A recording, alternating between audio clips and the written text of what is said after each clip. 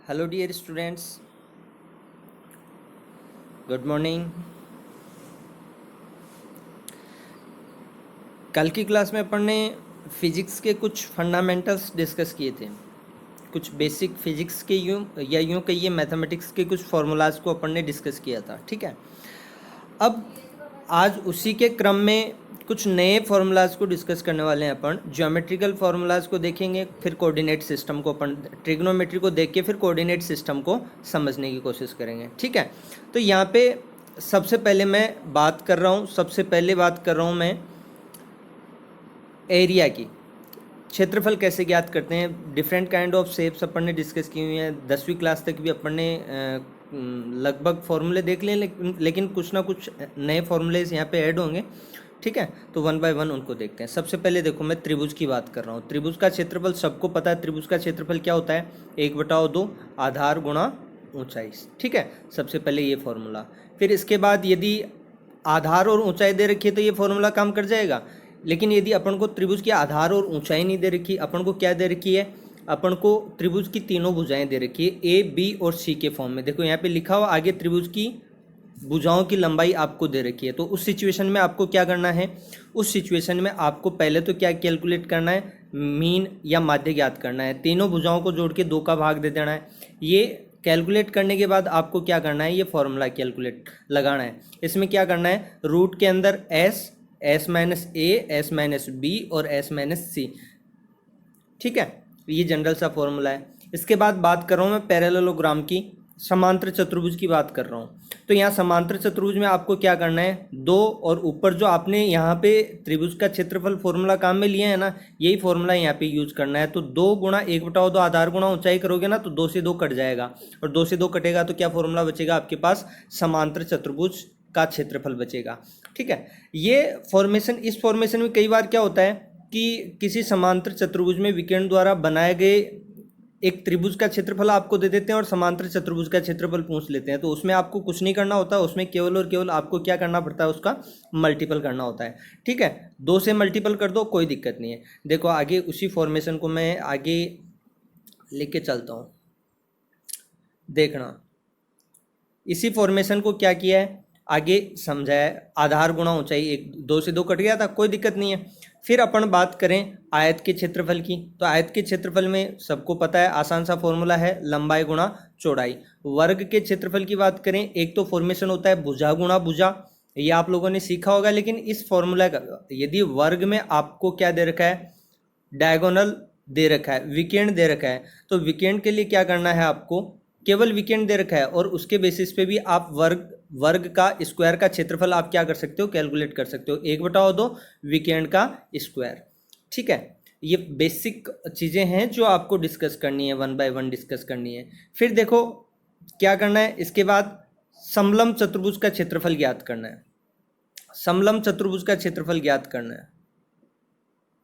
समलंब चतुर्भुज के क्षेत्रफल में क्या करना है? 1/2 समांतर भुजाओं का योग और समांतर भुजाओं के बीच की दूरी। ये फॉर्मूला भी आपके ज्यामिति जब आप पढ़ते हो ना, तो उसमें आ जाता है फॉर्मूला। समलंब चतुर्भुज ट्रेपेजियम का फॉर्मूला एरिया निकालने का क्या है? 1/2 आधार 1/2, जहां आधार था ना त्रिभुज में, वहां समांतर भुजाओं का योग। दो भुजाएं क्या होती हैं? समांतर होती हैं। ऐसे होता है सिस्टम, ये 2 भुजाएं समांतर हो गई और इस तरीके से कुछ होता है ऐसे चतुर्भुज के लिए, समलंब चतुर्भुज के लिए। यहाँ पे इन दोनों समांतर भुजाओं की क्या करनी है? आपको लंबाई जोड़नी है और समांतर भुजाओं के बीच की दूरी को आपको क्या करना है? मल्टीप्लाई करना है 1/2 लगा के। ठीक है, अब नेक्स्ट डिस्कस करते हैं अपन वृत्त के क्षेत्रफल की। वृत्त के क्षेत्रफल का भी बहुत आसान सा फॉर्मूला। वृत्त का क्षेत्रफल अपन कैसे कैलकुलेट करेंगे? पाई आर स्क्वायर, जहाँ पे आर क्या है? वृत्त की त्रिज्या। देखो ये लिखा हुआ है यहाँ पे, आर क्या है? वृत्त की त्रिज्या है। ठीक है, अब अपन बात करते हैं गोले के क्षेत्रफल की।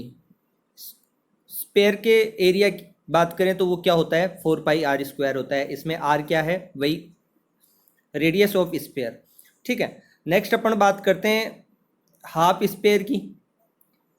अर्धगोले का संपूर्ण पृष्ठीय क्षेत्रफल क्या होगा? अब अर्धगोले का देखो, पूरे गोले का संपूर्ण पृष्ठीय क्षेत्रफल क्या है? 4π²। तो अर्धगोले का संपूर्ण पृष्ठीय क्षेत्रफल क्या होगा, अर्धगोला ये इस तरीके से हो गया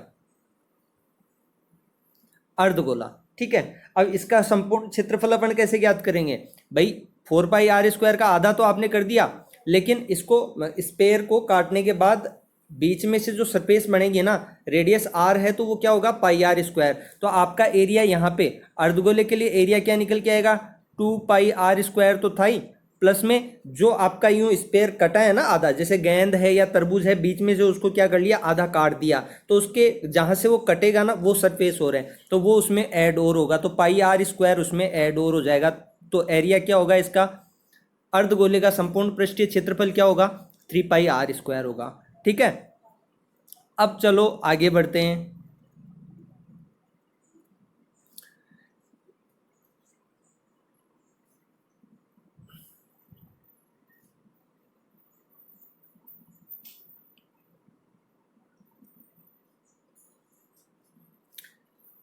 अर्धगोले के बाद में मैं बात करूंगा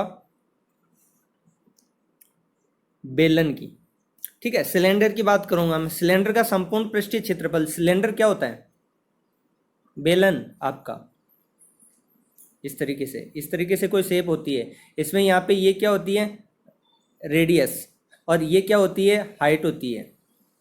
अब यहाँ पे अपन बात कर रहे हैं कि πr² तो यहाँ हो गया एरिया, πr² यहाँ हो गया एरिया, तो 2πr² तो क्या हो गया ऊपर का और नीचे का एरिया हो गया ये, ठीक है। और 2πr ये क्या है, 2πr रेडियस है और h क्या है इसकी हाइट है, तो इसको जोड़ के ये 2πrh, इसमें संपूर्ण पृष्ठीय क्षेत्रफल चाहिए ना, देखो चाहिए क्या अपन को, संपूर्ण पृष्ठीय क्षेत्रफल चाहिए, क्या चाहिए अपन को, संपूर्ण पृष्ठीय क्षेत्रफल चाहिए। तो 2πr² तो क्या हो गया, ये जो आपका सिलेंडर है इसके ऊपर का ढक्कन ले लीजिए या और नीचे का ढक्कन ले लीजिए, तो πr² प्लस πr² ये तो 2πr² हो गया। और 2πr क्या है इसकी सिलेंडर की, 2πr क्या है इसकी सिलेंडर की सरकमफियरेंस है, परिधि है, तो उससे काय को मल्टीप्लाई कर दिया, h से मल्टीप्लाई कर दिया। तो ये यहाँ वाली सरफेस, ये यहाँ वाली सरफेस है ना, इसकी बात कर रहा हूँ चारों तरफ, ये यहाँ वाली सरफेस सिलेंडर के चारों तरफ, ये 2πrh है, ठीक है। इससे आप 2πr कॉमन ले लो तो क्या हो जाएगा, ये h प्लस r हो जाएगा। इसमें कॉमन लेना और ये चीज़ें इतने मायने नहीं रखती, ध्यान रखना किस प्रकार से बेलन का संपूर्ण पृष्ठीय क्षेत्रफल आता है, ठीक है ना। अब बात करते हैं शंकु का क्षेत्रफल। शंकु का क्षेत्रफल अपन कैसे कैलकुलेट करेंगे, शंकु क्या होता है, कुछ ऐसे शेप होती है शंकु, और ये इसकी क्या होती है h होती है, ये क्या होती है इसकी h होती है, और यहाँ से बात करें तो ये क्या होती है इसकी r। अब यहाँ पे शंकु का पृष्ठीय क्षेत्रफल आप लोगे, शंकु का पृष्ठीय क्षेत्रफल आप लोगे तो इसमें ये तिर्यक लंबाई होती है l, बहुत आसान फॉर्मेशन है, πr को क्या करना है आपको l से मल्टीप्लाई करना है, πr को l से मल्टीप्लाई करना है, शंकु का पृष्ठीय क्षेत्रफल आ जाएगा, ये शंकु का पृष्ठीय क्षेत्रफल, सिंपल सा फॉर्मेशन है, ठीक है। अब नेक्स्ट बात करते हैं अपन समांतर षटफलक या घनाभ की। घनाभ के लिए आपको फॉर्मूला, घन घनाभ आपके 10th क्लास में आ चुका है, 10th या 9th क्लास में आ चुका है, घन या घनाभ, या हो सकता है और भी छोटी क्लास में आया हो। तो घन या घनाभ की अपन बात करेंगे ना, तो उसके लिए फॉर्मूला क्या होता है, घन या घनाभ, घन के लिए अलग फॉर्मूला है, घन के लिए बताऊंगा, घनाभ के लिए क्या फॉर्मूला होगा, घनाभ कह दो या समांतर षटफलक कह दो, एक ही बात है, या तो घनाभ कह दो या फिर समांतर षटफलक कह दो। फॉर्मूला क्या होगा, 2 गुणा ब्रैकेट के अंदर होगा लंबाई गुणा चौड़ाई प्लस चौड़ाई गुणा ऊंचाई और प्लस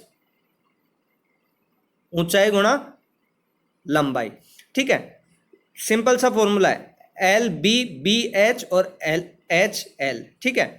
लंबाई गुणा चौड़ाई, चौड़ाई गुणा ऊंचाई और ऊंचाई गुणा लंबाई, ये सिंपल सा फॉर्मूला यहाँ पे हो गया, ठीक है। एल बी और एच क्या है, घनाभ की या समांतर षटफलक की लंबाई, क्रम से लंबाई, चौड़ाई और ऊंचाई है, ठीक है। ये बात हो गई। चलो अब घन की बात करें तो एक सरफेस, भाई घन या घनाभ की बात करें तो कुल कितनी सरफेस होती हैं, 6 सरफेस होती हैं। यदि घन की भुजा, घन क्या होता है, घन में प्रत्येक जो भुजा है ना, इसकी कॉर्नर की लंबाई क्या होती है, बराबर होती है। तो यदि आपको घन के लिए एक कॉर्नर की लंबाई दे रखी है, तो उसका एक पृष्ठ का क्षेत्रफल क्या होगा, भुजा स्क्वायर। और कुल कितने पृष्ठ होती हैं घन और घनाभ में, 6 पृष्ठ होती हैं, तो 6 से इसको क्या कर दिया, मल्टीप्लाई कर दिया। ये 6a², ये क्या है, घन की संपूर्ण सतह का क्षेत्रफल हो गया, पृष्ठीय क्षेत्रफल कह दो आप। ठीक है, अब नेक्स्ट मैं बात करना चाहूंगा आयतन की। ठीक है, आयतन में चलो ये घन घनाभ की बात चल रही थी, तो यहीं से शुरुआत कर लेते हैं अपन। समांतर षटफलक कह दो या घनाभ कह दो। ठीक है, इसके लिए आयतन क्या होगा, L गुणा B गुणा H। L लंबाई है, B चौड़ाई है और H क्या है, ऊंचाई है। ठीक है, अब इसमें घन का आयतन खींचिए, तो करना क्या है, घन का आयतन ज्ञात करने के लिए भुजा क्यूब, यहां पे 6 नहीं आएगा भाई,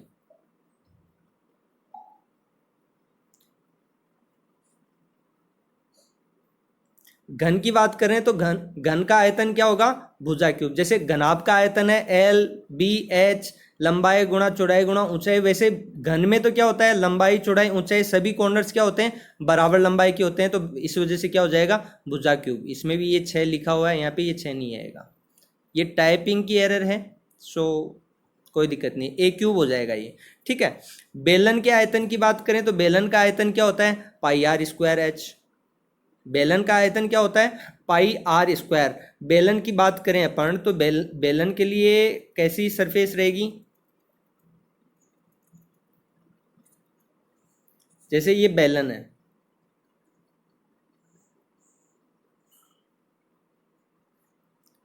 ठीक है। अब इस बेलन में πr² क्या है, r इसकी रेडियस है, तो πr², ये क्या हो गया, इसकी एक नीचे की सतह का क्षेत्रफल हो जाएगा, और उसको h से मल्टीप्लाई कर दें, πr²h। फॉर्मूले में देखो, πr² तो नीचे की या ऊपर की किसी भी एक सरफेस का एरिया हो गया, नीचे वाली सरफेस का एरिया हो गया। अब इस एरिया को h से मल्टीप्लाई कर दो तो क्या बनेगा, बेलन ही तो बनेगा आपका। तो बेलन का आयतन ज्ञात करने के लिए क्या है, πr²h। ठीक है, पृष्ठीय क्षेत्रफल के लिए अलग देखा था, क्या था पृष्ठीय क्षेत्रफल के लिए, वो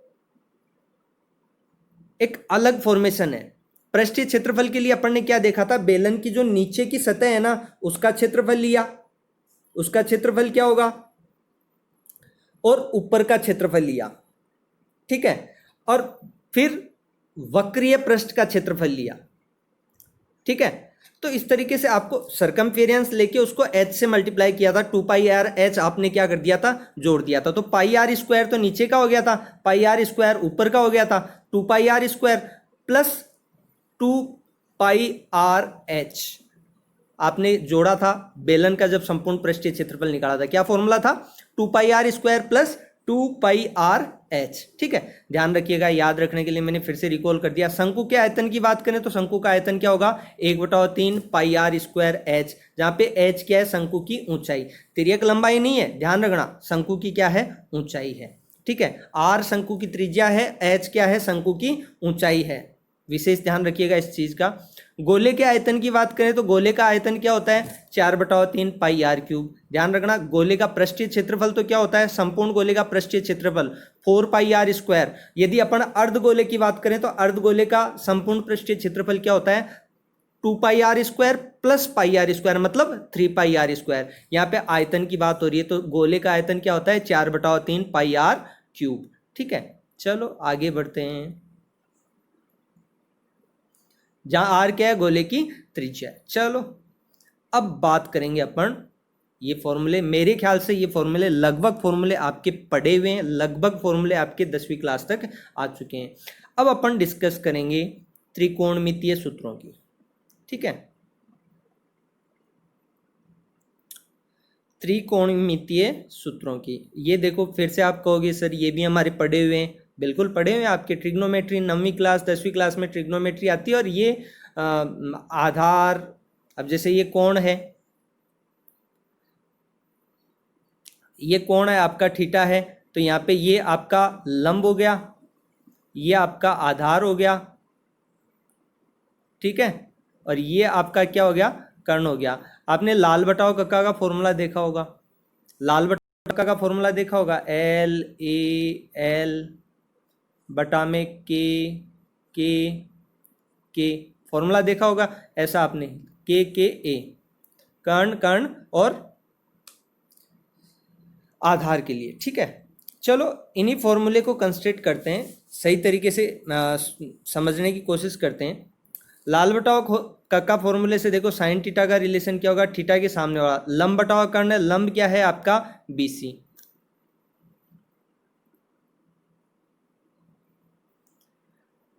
लंब क्या है आपका साइन थीटा की बात करते हैं। देखो साइन थीटा क्या होता है, लाल बटाव का कैसे लंब बटाव कर्ण, तो यहाँ पे क्या है BC बटावा AC। कोस थीटा की बात करें तो क्या होता है आधार बटाव कर्ण, तो आधार क्या है यहाँ पे AB, आधार क्या है AB और कर्ण क्या है, कर्ण क्या है AC, तो ये AC हो गया। ठीक है, फिर टेन थीटा की बात करें तो टेन थीटा क्या होगा लंब बटावा आधार, लाल बटावा कक्का LAL। ठीक है, क्या हो जाएगा लंब, लंब क्या है आपका BC और बटा में आधार क्या है AP। ये हो गया आपका। अब कोसेक थीटा की बात करें तो कोसेक थीटा और साइन थीटा में क्या रिलेशन होता है, ये देखो इनमें ज़्यादा समय मैं खराब नहीं करना चाहूँगा। कोसेक थीटा और साइन थीटा एक दूसरे के व्युत्क्रम होते हैं, ध्यान रखना। चलो नेक्स्ट बात करते हैं। ऐसे ही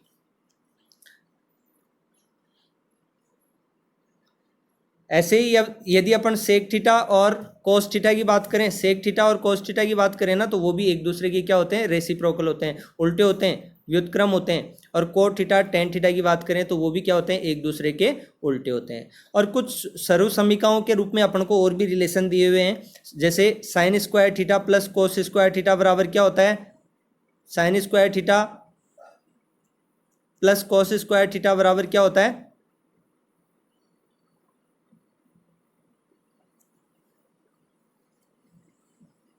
क्या होता है 1।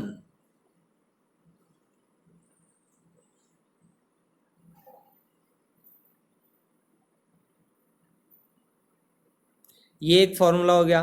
ठीक है, अब इसके अलावा अपन बात करें 1 + tan square theta, 1 + tan square theta बराबर क्या होता है सेक स्क्वायर थीटा होता है। और ऐसे ही 1 + कोट स्क्वायर थीटा की बात करें, 1 + कोट स्क्वायर थीटा की बात करें तो ये क्या होता है कोसेक स्क्वायर थीटा होता है। ये नया फॉर्मेशन, ये 3 सर्व समीकरण हैं और ये यूनिवर्स कई जगह काम में आते हैं, बहुत फिजिक्स में तो बहुत ज़्यादा काम में आते हैं, ध्यान रखिएगा ये फिजिक्स में बहुत ज़्यादा काम में आते हैं। चलो और देखते हैं ट्रिग्नोमेट्रिकल रिलेशंस, और रिलेशंस को डिस्कस करते हैं।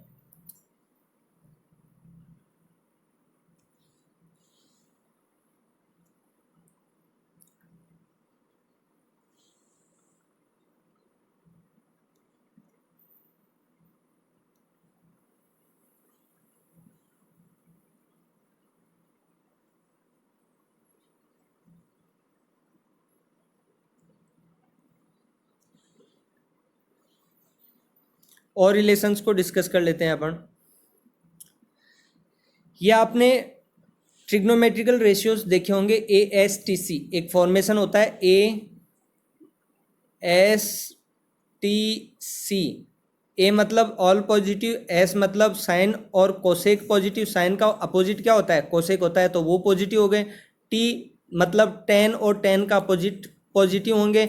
और सी मतलब सी कोस और कोस का उल्टा सेक, ये पॉजिटिव रहेंगे। देखो ASTC ये फॉर्मूला है ना, ये आप लोगों के दिमाग में होना चाहिए। और ये फॉर्मूला देखो कैसे दिमाग में होना चाहिए, ए का मतलब ऑल पॉजिटिव, देखो यहाँ पे ये लिखा हुआ है प्रथम चतुर्थांश में क्या है ऑल पॉजिटिव, ऑल प्लस लिखा हुआ है ना ब्रैकेट के अंदर।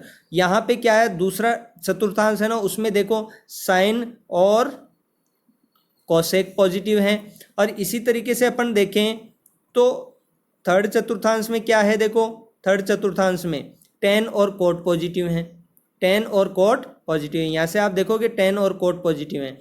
और चतुर्थ चतुर्थांश में क्या देखेंगे अपन, चतुर्थ चतुर्थांश में ये देखो कोस और सेक क्या है पॉजिटिव है, कोस और सेक क्या है पॉजिटिव है।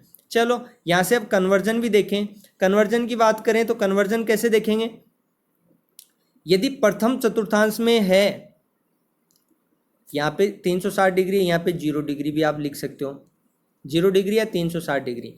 यदि कोई भी आपका अच्छा निर्धारित कैसे होगा कि पहले चतुर्थांश में या दूसरे में है या तीसरे में, तो ये जो ट्रिग्नोमेट्रिकल फंक्शन है चाहे साइन हो चाहे कोस हो चाहे टेन हो, इनके साथ कुछ कोण का मान दिया जाएगा, एंगल का मान दिया जाएगा। उस एंगल के आधार पे अपन निर्धारित करेंगे कि कौन से चतुर्थांश के अंदर है। यदि अपन को चतुर्थांश का पता चल रहा है सही तरीके से, यदि अपन को चतुर्थांश का पता चल रहा है ना सही तरीके से, तो उस सिचुएशन में फिर अपन को दिक्कत ही नहीं आएगी कन्वर्जन। भाई किसका कन्वर्जन पॉजिटिव आएगा, किसका कन्वर्जन नेगेटिव आएगा, ये अपन ने देख लिया ना।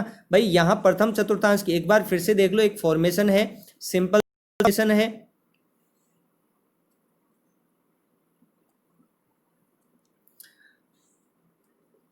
सिंपल सा फॉर्मेशन है। क्या फॉर्मेशन है कि प्रथम चतुर्थांश में ऑल पॉजिटिव रहेंगे, एक फॉर्मूला है ASTC।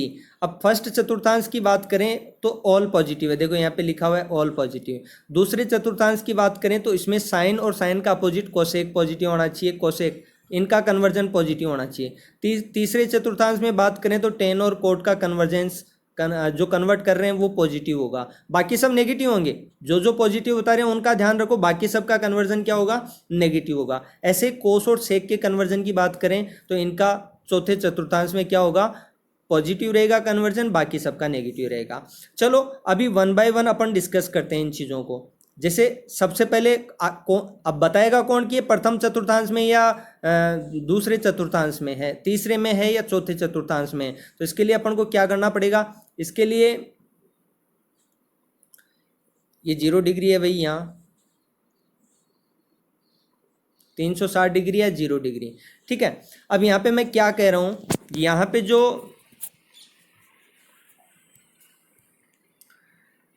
रिलेशन अपन को देखना है ना, ये देखो सबसे पहले रिलेशन साइन माइनस थीटा है। माइनस थीटा को क्या लिख सकते हो आप, 0 माइनस थीटा।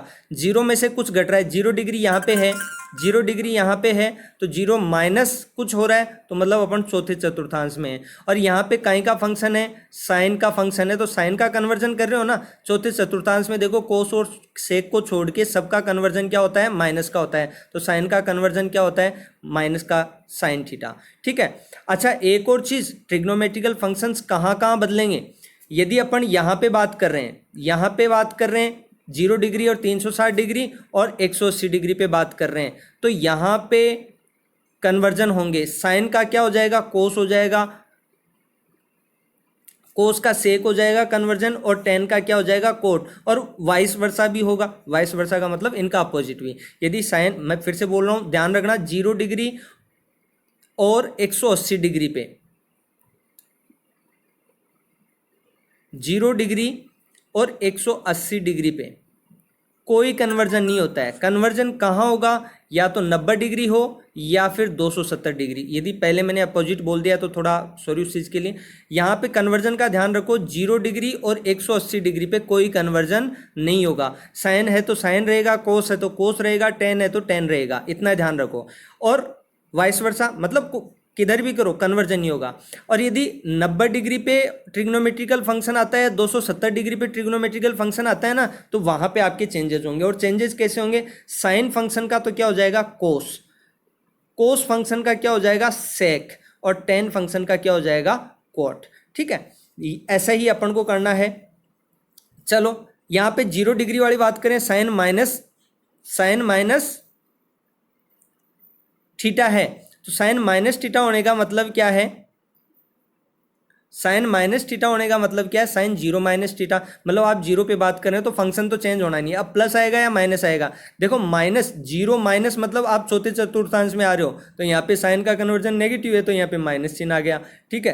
कोस का देखो, कोस यहाँ पे क्या रहेगा, कोस का कन्वर्जन प्लस का रहेगा, तो यहाँ पे देखो कोस माइनस थीटा क्या है आपका, कोस थीटा ही है, ठीक है। ऐसे ही अभी आप टेन माइनस थीटा करोगे तो टेन का minus theta, ten minus theta क्या हो जाएगा, माइनस टेन थीटा हो जाएगा। चलो अब पहले 0 पे तो अपन ने डिस्कस कर लिया, अब 90 पे डिस्कस करते हैं। देखो 90 पे बात करें तो 90 माइनस थीटा, 90 डिग्री ये यहाँ पे आपका, और 90 में से आप घटाओगे कुछ थीटा का, 10 डिग्री 5 डिग्री कुछ भी मान होगा, तो कुछ घटाओगे तो आप कहाँ होगे, पहले चतुर्थांश में। अब 90 पे मैंने क्या कहा, कन्वर्जन होगा, तो साइन का तो देखो क्या हो गया, कोस हो गया। अब प्लस आएगा माइनस, ये सोचने की जरूरत नहीं है। यदि आप प्रथम चतुर्थांश में हो तो फंक्शन कोई सा भी हो, सबका कन्वर्जन क्या होगा, पॉजिटिव रहेगा। तो साइन 90 माइनस थीटा भी कोस थीटा है, कोस 90 माइनस थीटा भी क्या है, देखो यहाँ पे साइन थीटा है। फंक्शन चेंज हो रहा है 90 डिग्री और 270 डिग्री पे फंक्शन चेंज होगा। साइन का कोस हो जाएगा, कोस का साइन हो जाएगा, टेन का कोट हो जाएगा और कोट का टेन हो जाएगा, ऐसा। अब यदि आप देखो टेन की बात कर रहे हैं तो टेन का क्या होगा, कोट हो जाएगा। ऑल पॉजिटिव है, कोट का क्या हो जाएगा, टेन हो जाएगा। प्लस माइनस का कोई लफड़ा यहाँ पे है नहीं, 90 डिग्री पे कन्वर्जन हो रहा है फंक्शन का। अब यदि ये तो 90 माइनस की बात है, अब सेक का क्या हो गया, देखो कोसेक हो गया और कोसेक का क्या हो गया, सेक हो गया। ठीक है, साइन का कोस हो गया, कोस का साइन हो गया, टेन का कोट हो गया, कोट का टेन हो गया, सेक का कोसेक हो गया और कोसेक का सेक हो गया। ठीक है, ये चीजें यहाँ पे मैंने बता दी। अब इसके बाद बात करता हूँ 90 प्लस थीटा, मतलब दूसरे चतुर्थांश में कूदेंगे। देखना अपन दूसरे चतुर्थांश की बात करेंगे। अब यहाँ पे 90 प्लस थीटा के लिए देखो 90 पे मैंने क्या कहा, फंक्शन चेंज होगा। तो यहाँ पे देखो साइन 90 प्लस थीटा है तो उसके लिए क्या होगा, फंक्शन तो चेंज होगा कोस थीटा। अब प्लस आएगा या माइनस आएगा, यहाँ पे देखो साइन फंक्शन, यहाँ पे देखो साइन फंक्शन। साइन फंक्शन की बात कर रहे हैं तो दूसरे चतुर्थांश में साइन और कोसेक क्या रहते हैं, पॉजिटिव रहते हैं। तो देखो प्लस चिन्ह आया है, कोस 90 प्लस थीटा। अब यहाँ पे साइन और कोसेक तो पॉजिटिव होते हैं, बाकी सब नेगेटिव, तो ये नेगेटिव, ये माइनस चिन्ह आ गया। ठीक है, ऐसे ही टेन 90 प्लस थीटा की बात कर रहे हैं तो टेन का कन्वर्जन 90 है ना, तो 90 पे कन्वर्जन होगा, टेन का कोट हो गया। और यहाँ पे साइन और कोसेक को छोड़ के क्या है, सब नेगेटिव रहेंगे तो माइनस चिन्ह आ गया। अब ऐसे 180 माइनस थीटा की बात करेंगे तो 180 में से कुछ घटाओगे तो दूसरे चतुर्थांश में ही तो आएंगे, तो यहाँ पे भी दूसरा चतुर्थांश ही होगा जब अपन 180 माइनस थीटा की बात करेंगे। लेकिन ध्यान रखना 180 पे मैंने कहा 0 डिग्री या फिर 180 डिग्री पे फंक्शन चेंज नहीं होता। साइन का साइन रहेगा, कोस का कोस रहेगा और टेन का टेन रहेगा। देखो यहाँ पे साइन है और कन्वर्जन के बाद भी साइन है, कोस है कन्वर्जन के बाद भी कोस है। यहाँ पे 180 माइनस थीटा की बात करो चाहे 180 प्लस थीटा की बात करो, उससे कोई फर्क नहीं पड़ता है। ठीक है, तो यहाँ पे तो सबसे पहले देखो sine 180 minus theta, function sine का साइन ही है, 180 माइनस थीटा। अब साइन देखो यहाँ पे दूसरे चतुर्थांश में कन्वर्जन क्या देगा, पॉजिटिव देगा, तो साइन का कन्वर्जन साइन ही है लेकिन पॉजिटिव में है। कोस का कोस ही है लेकिन यहाँ पे साइन और कोसेक को छोड़ के सब नेगेटिव होंगे, तो कोस का कन्वर्जन क्या है, माइनस में आया है। ठीक है, चलो टेन की बात करें तो ये भी माइनस में आएगा, कोट की बात करें तो ये भी माइनस में आएगा, कोसेक की बात करें, कोसेक यहाँ पे क्या है, पॉजिटिव, तो इसका पॉजिटिव में आएगा, और सेक की बात करें तो ये माइनस में आएगा। इसी प्रकार से सिमिलरली अपन बात करेंगे 180 प्लस थीटा की, तो 180 प्लस थीटा मतलब 180 में कुछ जुड़ेगा, ये कहाँ जाएगा, तीसरे चतुर्थांश में। अब 180 पे मैंने कहा फंक्शन चेंज नहीं होगा, लेकिन साइन का साइन, कोस का कोस, टेन का टेन, सेक का सेक, कोसेक का कोसेक, फंक्शन चेंज नहीं होगा, वो का वो रहेगा। लेकिन यहाँ पे पॉजिटिव कौन कौन है, टेन और कोट के कन्वर्जन पॉजिटिव है, बाकी सबके कन्वर्जन क्या है, बाकी सबके कन्वर्जन नेगेटिव है। ठीक है, अब आगे का होमवर्क है आप लोगों के लिए, उनको मैं डिस्कस नहीं करने वाला हूं। चलो आगे बढ़ते हैं। एक ये आपकी टेबल,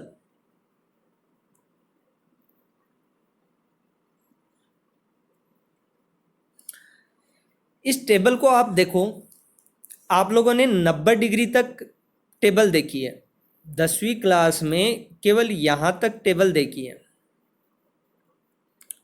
इधर वाली ये वैल्यूज आपने देखी हैं, और अभी वैल्यूज की बात हो रही है 180 डिग्री तक। ठीक है, तो इसमें करना क्या है, यदि 90 डिग्री तक की ट्रिग्नोमेट्रिकल टेबल आपको याद है तो इसको टेबल को जहां है यूं उठा के यूं वैल्यूज को पलटना है बस, और कुछ नहीं करना। देखो यहाँ पे एक है तो एक का एक ही रहेगा, ये 3/2 यहाँ आ गया, 1/√2 यहाँ आ गया, ये 1/2 ये आ गया, और 0 ये यहाँ पे आ गया। ऐसे इसमें देखोगे तो 0 की जगह तो 0 है, 1/2 यहाँ आ जाएगा, 1/√2 यहाँ आ जाएगा, √3/2 यहाँ आ जाएगा, और एक कहाँ आ जाएगा, यहाँ पे आ जाएगा। ठीक है, ये देख लीजिए यहाँ आ गया। लेकिन अब इसमें क्या है, माइनस चिन्ह वगैरह होंगे, इसमें क्या होंगे,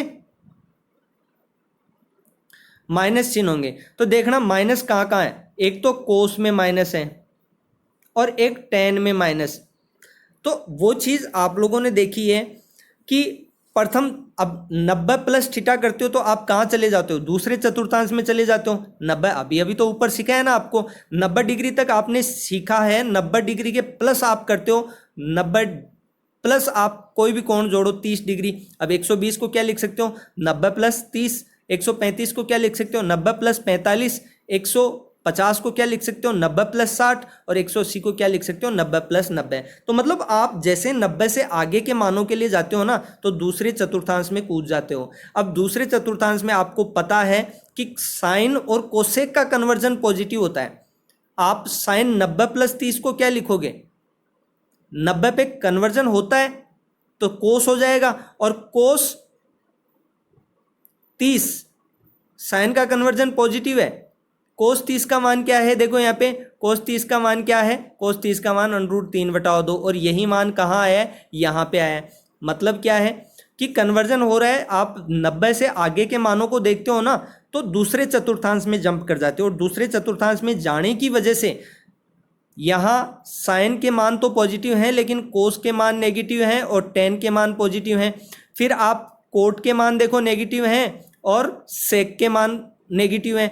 यहाँ पे अपन बात करेंगे ना, तो यहाँ पे देखना आप कोसेक के मान क्या है, पॉजिटिव हैं। आगे तक कोसेक के मान पॉजिटिव हैं। कोसेक के मान क्या है, देखो यहाँ पे भी पॉजिटिव हैं और यहाँ पे भी पॉजिटिव हैं। क्यों पॉजिटिव हैं, साइन के मान क्या है, पॉजिटिव है। आगे भी क्यों पॉजिटिव हैं, क्योंकि दूसरे चतुर्थांश में साइन और कोसेक के कन्वर्जन क्या होते हैं, पॉजिटिव होते हैं। ठीक है, इस बात का विशेष ध्यान रखना। चलो आगे बढ़ते हैं।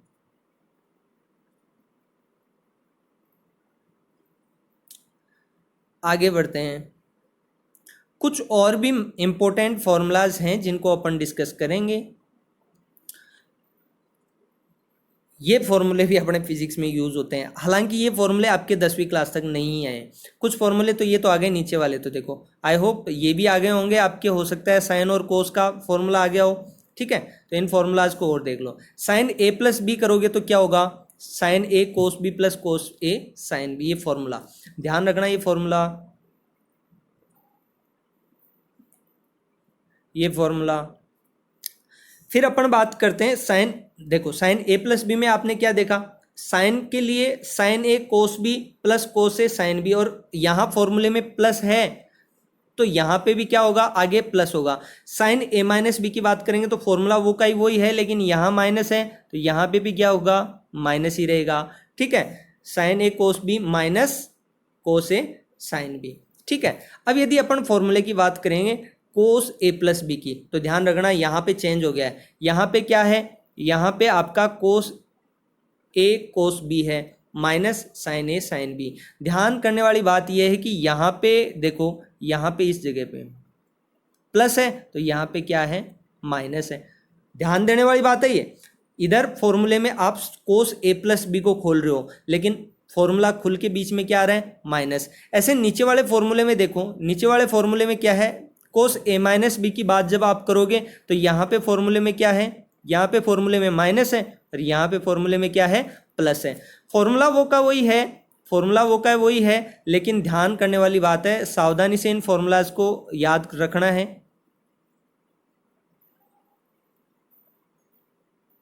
सावधानी से इन फॉर्मूलाज को याद रखना है। ठीक है, अब यहाँ पे कहाँ प्लस आ रहा है कहाँ माइनस, यही गड़बड़ करता है। ध्यान रखना है इन फॉर्मूलाज का, और काम में आएंगे, अपने फिजिक्स में काम में आएंगे।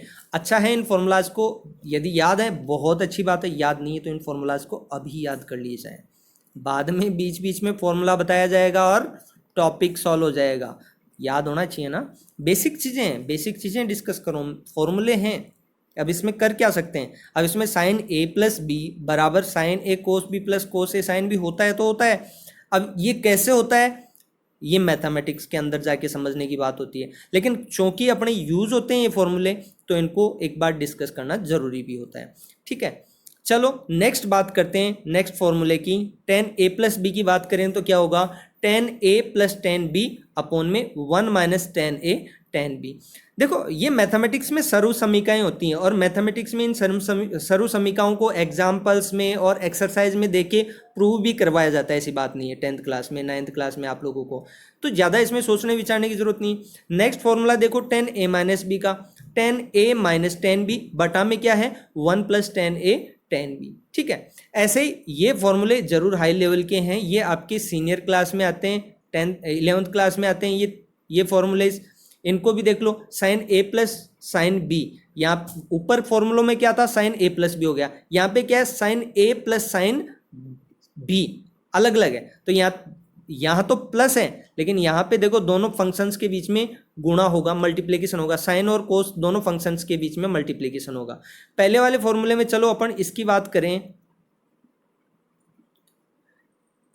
करें तो इसके अंदर क्या है, साइन ए प्लस बी बराबर क्या होगा, 2 साइन ब्रैकेट के अंदर ए प्लस बी बटा में 2 और कोस ए माइनस बी, एक में प्लस है एक में माइनस है, ठीक है। दूसरे की बात करें साइन ए माइनस बी की, तो यहाँ देखो बीच में तो मल्टीप्लाई है, फॉर्मूला वो का हुए, लेकिन यहाँ पे पहले कोस आ रहा है और यहाँ पे साइन आ रहा है। फॉर्मूले को सावधानी से देखें, सावधानी से नहीं देखोगे तो गड़बड़ हो जाएगा फॉर्मूला, ठीक है।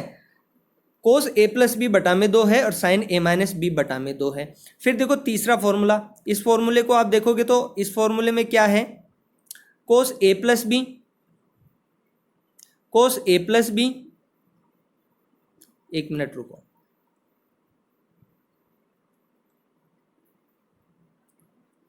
ये क्या है, इस फॉर्मूले की बात करूंगा मैं, कोस ए प्लस बी,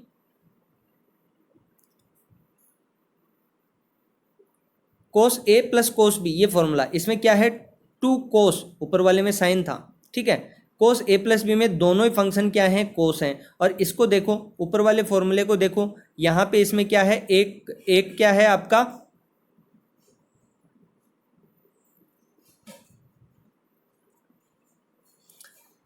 एक क्या है यहाँ पे आपका साइन है, दूसरा क्या है कोस है। यहाँ पे साइन ए माइनस साइन बी की बात कर रहे हैं तो एक पहले वाला कोस हो गया, कोस ए प्लस बी बटा में 2, और यहाँ पे ये क्या हो गया, साइन हो गया, अपोजिट हो गया फॉर्मूले में।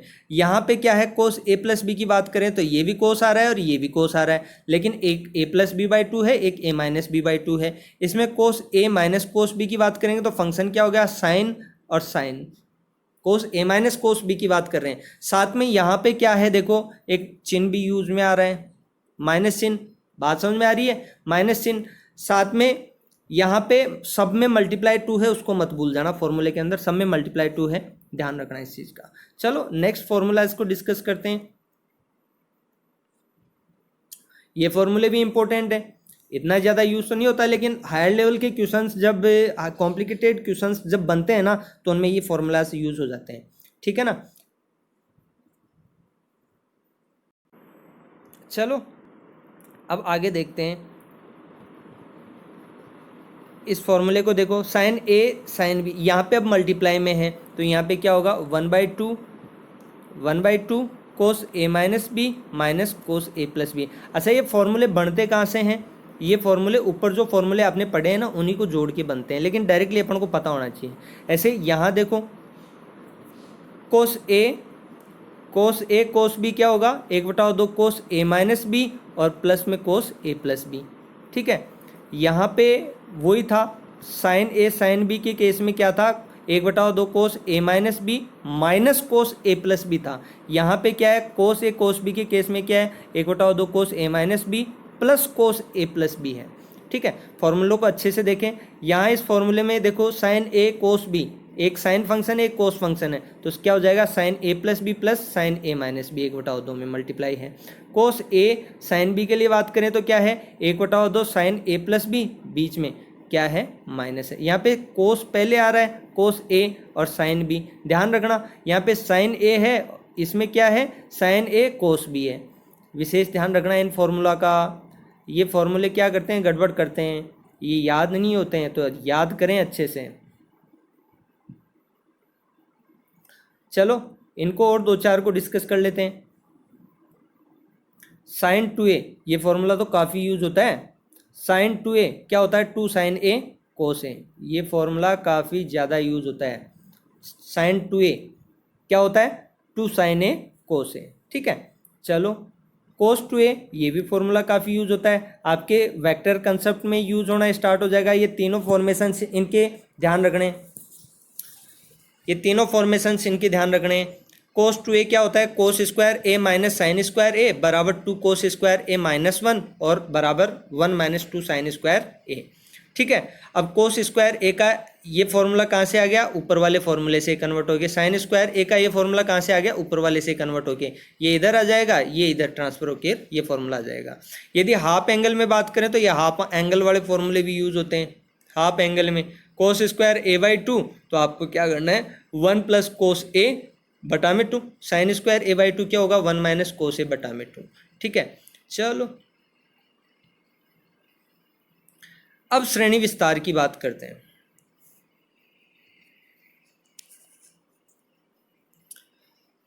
श्रेणी विस्तार में देखें तो रुक जा बाबा, थोड़ा सा और बचा है।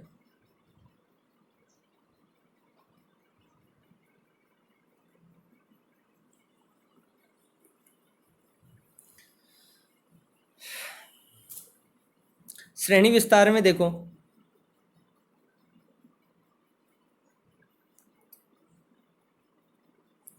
साइन थीटा का देखोगे तो थीटा माइनस क्या रहेगा, theta minus theta cube upon में फैक्टोरियल 2। अब देखो आप लोगों के दिमाग में ये आएगा कि फैक्टोरियल क्या होता है। फैक्टोरियल का कल मैंने बताया था, आप लोगों को पता होना चाहिए, कल की क्लास में बताया था मैंने आपको।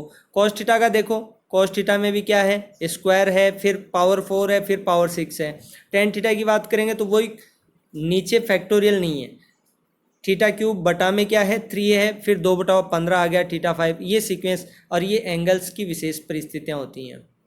यह हालांकि फिजिक्स में अपने यूज होगा नहीं, लेकिन फिर भी फॉर्मूले बताए तो उनके साथ फॉर्मूला आपके यूज हो रहा है। ठीक है, औसत मान, ये औसत मान अपन कैलकुलेट करेंगे जब अपन इलेक्ट्रिक अल्टरनेटिंग करंट का चैप्टर देखेंगे ना, प्रत्यावर्ती धारा का, सीनियर क्लास में आता है ये, तब ये औसत मान अपन कैलकुलेट करेंगे। संपूर्ण आवर्त के लिए साइन थीटा कोस थीटा का औसत मान क्या होता है 0 होता है, और साइन स्क्वायर थीटा और कोस स्क्वायर थीटा का औसत मान क्या होता है एक संपूर्ण चक्र के लिए, ये 1/2 होता है। ठीक है, चलो आगे बढ़ते हैं।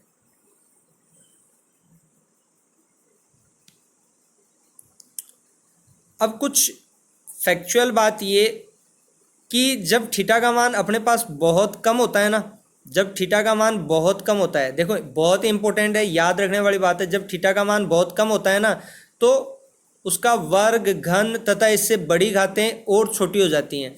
आप जैसे 0.2 है, उसका वर्ग करोगे तो क्या होगा 0.04 आएगा। 0.2 है, उसका क्यूब करोगे तो क्या आएगा 0.008 आएगा। मतलब जो मान बहुत कम होता है ना, तो उसका आप स्क्वायर करो चाहे क्यूब करो या उससे बड़ी घातें लगाओ तो वो वैल्यू और छोटी होती जाती है। इस वजह से यदि थीटा का मान अपन बहुत कम लें तो साइन फंक्शन, कोस फंक्शन और टेन फंक्शन इनको आप छोड़ सकते हो। साइन थीटा को आप थीटा लिख सकते हो, कोस थीटा को आप कोस हटा के थीटा लिख सकते हो, टेन थीटा को आप थीटा लिख सकते हो, कोई दिक्कत नहीं है। अब कुछ इंपॉर्टेंट वैल्यूज और हैं अपने पास, उन वैल्यूज को देखो।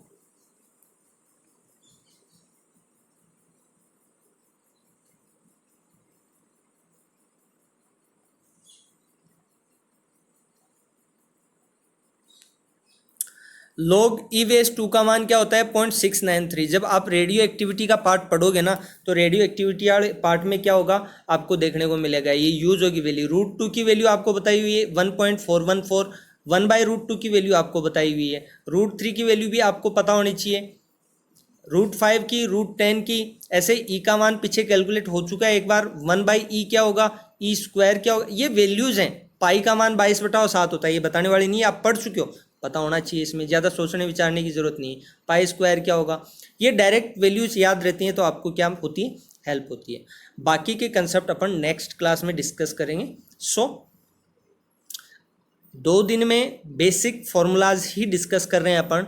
सो इनको याद कीजिए, नोट कीजिए नोटबुक में और इनको याद कीजिए।